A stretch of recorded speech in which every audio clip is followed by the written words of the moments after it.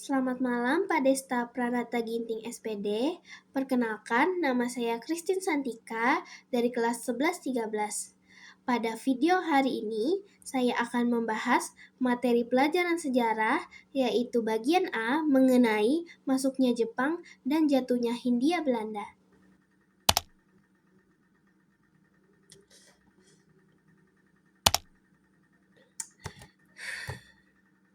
Bosan, gak ada yang menarik.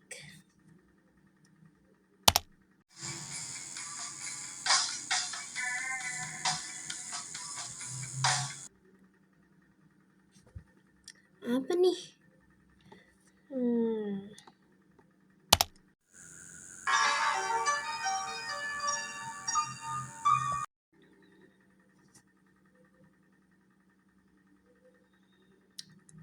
Kita harus melakukan ekspansi yang lebih luas.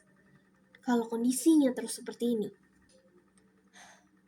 Memangnya apa motivasi kita memperluas wilayah ekspansi kita ke Asia Tenggara serta Asia Timur Raya? Tentu karena faktor politik. Kita ini menganut prinsip Hakko Ichiyo, ajaran Shinto yang mengajarkan tentang kesatuan umat manusia. Melalui ajaran tersebut, kita, Jepang, ingin menyatukan negara-negara Asia dalam kesatuan Asia Timur Raya. Lalu, adanya restorasi Meiji yang merupakan perubahan secara revolusioner kita di berbagai bidang, terutama militer, pendidikan, dan industri, diikuti faktor sosial ekonominya. Setelah restorasi Meiji, jumlah penduduk Jepang dari 30 juta pada 1930 meningkat menjadi 70 juta. Peningkatan jumlah penduduk atau kepadatan penduduk ini mengakibatkan ketidakseimbangan struktur sosial masyarakat. Apalagi untuk kepentingan perang dan perkembangan ekonomi kita. Jepang menjadi negara industri dan kapitalis yang kuat. Kita menanamkan modal pada bidang industri tekstil, pertambangan, perbankan, dan perdagangan. Motivasi kita juga didasari dari masyarakat kita sendiri mengenai perkembangan industri di Jepang yang tidak disertai perubahan masyarakat.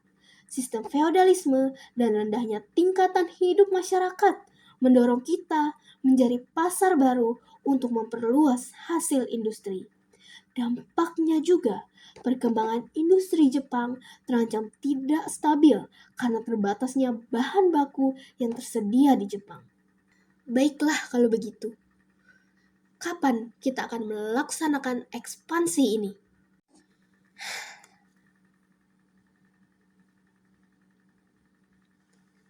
Dari sekarang. Ekspansi Jepang di Asia Timur dimulai sejak 1895 ketika Jepang meraih kemenangan melawan Tiongkok. 1905, Jepang berhasil memenangkan pertempuran melawan Rusia. Kemenangan ini membawa pengaruh ke negara-negara Asia lainnya dan menunjukkan bahwa Jepang merupakan negara terkuat di Asia.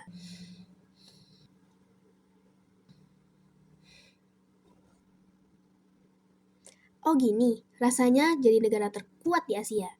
Pada 1940, pengaruh pun meluas ke negara-negara Asia.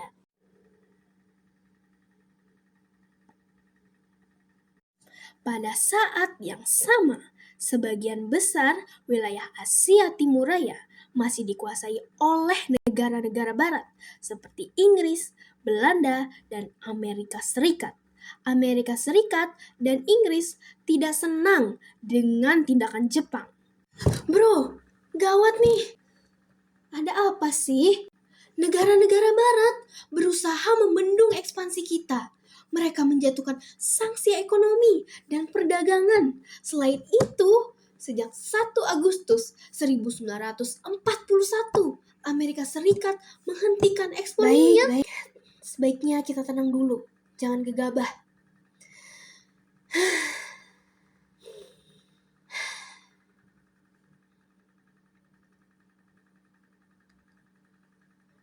Bukankah ini seharusnya menjadi dorongan kita melancarkan ekspansi ke daerah-daerah penghasil minyak.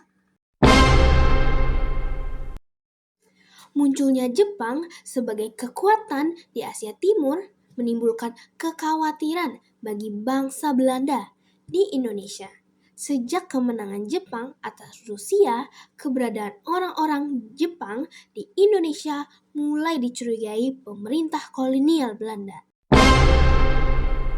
Jepang berhasil melakukan serangan terhadap pangkalan militer Amerika Serikat di Pearl Harbor, Hawaii. Sejak saat itu, Jepang berusaha mengendalikan wilayah-wilayah kawasan Asia Pasifik termasuk Indonesia. Pada 11 Januari 1942, Jepang mendaratkan pasukannya di Tarakan, Kalimantan Utara. Disinilah Jepang pertama kali mendaratkan pasukannya. Tarakan juga dikenal dengan daerah penghasil minyak berkualitas tinggi dan murni. Jepang juga menguasai daerah-daerah di Kalimantan. 24 Januari di Balikpapan, 27 Januari di Pontianak, 3 Februari di Samarinda, dan 10 Februari di Banjarmasin. Pada 16 Februari 1942, Palembang dan sekitarnya berhasil diduduki Jepang. Pada 1 Maret 1942, tentara ke-16 Jepang berhasil mendarat di Teluk Banten, Eretan Wetan atau Jawa Barat, dan Kragan atau Jawa Tengah. 5 Maret 1942, Batavia yang saat itu berkedudukan sebagai pusat pemerintahan kolonial Belanda dinyatakan sebagai kota terbuka oleh Jepang. Jepang menduduki wilayah Indonesia dengan tujuan memperoleh cadangan logistik dan bahan industri perang seperti aluminium dan minyak bumi. Guna merealisasikan ambisinya menguasai Asia Timur Raya serta mengikuti perangnya. Kita telah berhasil menduduki Batavia. Kita harus melanjutkan invasi ke arah selatan. Benar, kita harus segera ke sana. Kota pertama yang diduduki Jepang dalam invasinya adalah Buitenzorg, atau dalam bahasa Indonesianya Bogor. Pada 5 Maret 1942, pasukan Jepang bergerak dari Kalijati menuju Bandung. Pasukan Jepang menyerbu Bandung dari sebelah utara dengan Ciater sebagai titik awal serangan. Akibat serangan ini, pasukan Belanda terpaksa mundur ke daerah Lembang. Meskipun demikian, pada 7 Maret 1942, Jepang berhasil merebut kendali atas Lembang. Hei kalian, lebih baik kalian menyerah dan pergi dari Indonesia sebelum kami melakukan serangan udara dari atas kota Bandung. Keesokan harinya, pada 8 Maret 1942, Belanda memenuhi tuntutan Jepang. Gubernur Jenderal Jarda van Starkenborg dan Letnan Jenderal H.Ter Purten dan beberapa pejabat militer Belanda tiba di Kalijati untuk mengadakan perundingan. Delegasi Jepang dipimpin langsung oleh Letnan Jenderal Hitoshi Imamura. Dalam perundingan tersebut, Belanda menyerah tanpa syarat kepada Jepang dengan menandatangani kapitulasi Kalijati.